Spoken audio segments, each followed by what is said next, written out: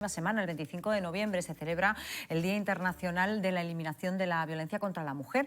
En esta campaña, el Ministerio de Igualdad incide de forma especial en la prevención para evitar conductas machistas en los jóvenes y adolescentes. La violencia de género se da cada vez más en edades más tempranas. Abordaremos estos temas ahora con el psicólogo José Antonio García, experto en violencia machista y vicesecretario del COPAO, del Colegio de Psicólogos. Bienvenido, José Antonio. Muchas buenas tardes, Paula. Buenas tardes. ¿Por qué cada vez la violencia de género ocurre a edades más tempranas?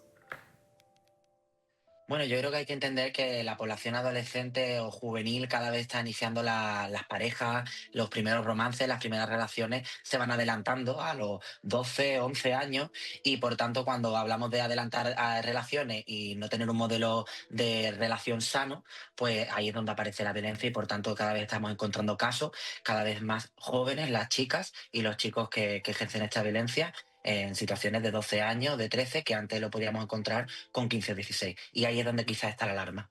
12, 13 años. De verdad Bueno, es que es tremendo. Hablábamos, José Antonio, de las redes sociales y del impacto que tienen las redes sociales en los jóvenes y en las relaciones de pareja. ¿Vosotros qué pensáis? ¿Tienen o no tienen impacto?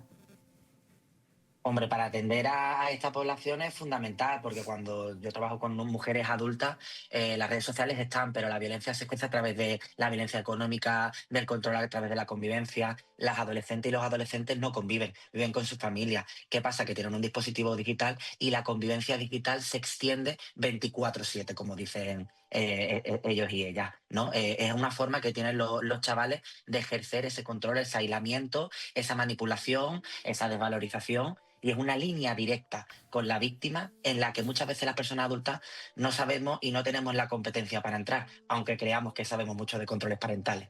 Claro, porque al final el control se ejerce a través de los dispositivos móviles. Claro, y además se ejerce y a un ritmo que muchas veces tenemos que estar actualizando continuamente.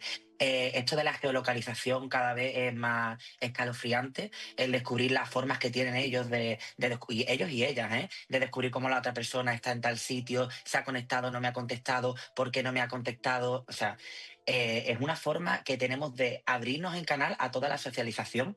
Vemos quién te sigue, quién no te sigue, quién te habla, quién te da me gusta, quién te comenta la historia. Tú imagínate esto en una mente adolescente que todavía no está desarrollada por completo, donde hay una inseguridad, hay una celotipia, hay celos y hay una situación de violencia. Esto es un caldo de cultivo, ¿para qué?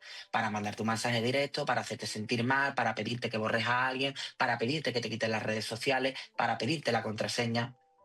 Uy, qué susto, sí, bueno, qué susto. yo quería primero darle la enhorabuena por el trabajo que hacen siempre el sector, bueno, y más el que es especialista en violencia de género. Yo que creé en Málaga el área de igualdad y que viví una etapa en la que conquistábamos derechos, ahora como madre también de un hijo de 19 años, que afortunadamente no tiene una relación, en este caso sana, pero sí he visto un retroceso muy fuerte y además he visto algo que me ha llamado poderosamente la atención y es que las mujeres jóvenes reivindican los micromachismos. Esto ya es como decir, pero ¿es posible esto? O sea, ¿se puede normalizar esto?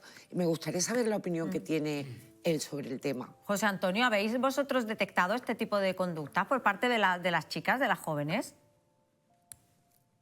Bueno, nosotros, bueno, desde el Colegio de Psicología y las Profesionales y también los medios de comunicación os había hecho eco. Y es una realidad, ¿no? O sea, hace poco nos despertamos con que 1 de cada 5 adolescentes, chicos, negaba la violencia de género y con lo que dice la compañera que nos encontramos, que también son las chicas las que niegan esta realidad, la que la normalizan y la que la justifican. Exacto. Fíjate, hay que entender que ellos entienden el amor desde la posesión. Ellos entienden el amor desde el sacrificio de mi libertad, de mi expresión, de mi autonomía, pero es que también hay que entender que es que no le hemos hablado del amor y de las relaciones de otra manera.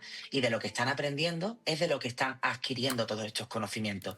Hay una cuestión que me ha comentado antes la compañera y es, mira, la psicología estamos aquí atendiendo a las mujeres y a los agresores para reinsertar bueno, a la sociedad en general. Y yo creo que hay una deuda muy pendiente y es con la gente joven de tenemos que Sí, entender que si no le estamos educando en lo que es la sexualidad y el amor padres. sano, se están yendo para el otro lado. Y eso es cuestión de toda la sociedad. Y yo creo que podemos hacer una labor estupenda, las compañeras que tenemos psicólogas que trabajan en violencia, en los centros educativos, porque fíjate, hablar del amor, de qué es, de qué no es, a ellos les encanta hablar de las red flag, de las green flag, de las verdes, de las rojas, de todos los colores, ¿no? Pero es que hay que hablar de esto, porque al final les preocupa, les ocupa, ¿y qué vamos a permitir? Que lo hablen en internet, en los foros que hay esta determinada ideología que justifica, que están diciendo que las mujeres que salen a la calle, que son de alguna manera perversas. O sea, eso es lo que hay ahora mismo en internet. Sí. ¿Qué estamos haciendo en contra? Ya. Claro, ¿y qué es lo que podemos hacer, José Antonio? Porque ante toda esta situación, ¿qué es lo más eficaz que podemos hacer? Yo soy muy positivo con esto. O sea, creo que hay que ser crítico porque estamos haciendo poco, pero no porque no podamos, sino yo creo que estamos haciendo poco porque no estamos dando en la diana. Lo que hay que hacer con las adolescentes y los adolescentes es acompañarles a ellas y a ellos, a hacer una intervención bien. No podemos ir a un centro educativo, ahora para el 25N, y decirle a los chicos qué malos sois y a las chicas qué víctimas sois. ¿Por qué? Porque esto me genera una barrera y un rechazo brutal y absoluto. Yo voy a ir la semana que viene a un instituto aquí en Fuengirola, el número 1, y vamos a hablar de buenos tratos, lo que yo quiero como pareja, lo que yo no quiero como pareja, qué significa para mí el amor, qué puedo hacer en caso en el que algo me raye, me preocupe, porque las inseguridades pueden ser normales. ¿Cómo las abordo? Si las personas adultas muchas veces no sabemos gestionar los conflictos, ¿cómo podemos pedirle a los menores que los gestionen? Pues un poco esto se habla del acompañamiento. Tenemos que acompañarlo en el que ese desarrollo sexual y afectivo sea normativo, sea sano y desde luego no sea violento. Claro, lo que comentaban. Es que esto, claro, te deja siempre con un mal cuerpo tremendo, porque tú antes hablabas de haber luchado mucho por la adquisición o por la consecución de algunos derechos durante muchísimo tiempo. Y yo creo que, como hemos estado hablando antes, los que pertenecemos a otra generación, creo que tenemos interiorizado precisamente el resultado del éxito de esa lucha, pero eso ni lo han vivido, ni lo han padecido, ni lo han entendido la gente más joven, que no funcionan con las políticas sociales o no funcionan con los programas de televisión, funcionan con las redes sociales. Claro. Y las redes sociales, las redes sociales y las tecnologías que te permiten ejercer un control y un seguimiento sobre otra persona que a nosotros, claro, obviamente... no hubiéramos podido, aunque hubiéramos querido. No lo teníamos, obviamente no lo teníamos. Hemos salido mejores, perdonad por la expresión, o con una adaptación un poco más rápida o más correcta, precisamente por no haber tenido ciertas cosas. Yo siempre he pensado, no sé si lo leí hace tiempo porque yo lo sigo razonando, aquí tenemos a un profesional. Siempre he pensado que la naturaleza humana, por regla general, tiene un carácter negativo o tendencialmente negativo, y tienes que esforzarte para intentar tener un carácter o un comportamiento positivo. ¿Esto a qué me refiero? A que hay que instruir en esos buenos hábitos y no solamente en restringir los malos hábitos, sino hay que instruir al ser humano, a la gente, en este caso a los más jóvenes, en tener un buen comportamiento y no solamente rechazar el mal comportamiento. Porque si te instruyen en los buenos hábitos, tú mismo eres capaz de rechazar o de alejarte del mal hábito. Y es lo único que me consuela. Y José Antonio, la verdad que me alegra muchísimo que hiciera ese comentario porque me parece de lo más instructivo del mundo. Sí, buenos tratos. Claro, Claro, que no es lo que él ha decir, hablado. no debes hacer esto, a decir yo que debes hacer, o sea, es en la línea correcta Y positiva. del entendimiento, del crecimiento, de cómo hacer, de cómo tener un buen hábito para mantener una relación humana, no solamente sentimental, con tus amigos, porque es cierto que se ejerce un control y se ejerce Y después, también muy importante, disculpa que te interrumpa, José María, llamamiento a padres y madres. Es decir, los centros educativos, por supuesto que tienen que hacer, y yo incluso estoy con él. Yo creo que debería de haber más materia obligatoria. Fíjate. En hombre, claro, los resultados están ahí. Sin duda. Tiene que ser obligatorio en el sistema educativo que se hable en positivo de las relaciones, del inicio, de cómo se puede hacer lo que ha dicho él. De en lo que es positivo. una relación sana, buenos claro, al final. tratos, buenos tratos en contraposición a malos tratos. Buenos tratos. Esto debería de ser materia obligatoria en el sistema educativo. Yo lo defiendo así desde hace mucho tiempo. Pero, ojo, en casa, papás y mamás, yo he hecho, creo, no es por nada, pero creo que he hecho un buen trabajo, o por lo menos pienso que he hecho un buen trabajo con mi hijo, desde el diálogo, desde que él tenía 12 años y tenía un móvil en la mano. Ahora tiene 19. Yo me he sentado con él, le he explicado que el sexo no era lo que él estaba viendo, sino que el sexo sano está relacionado con el amor y afortunadamente tiene relaciones sexuales sanas, pero eso hay que hacerlo hoy.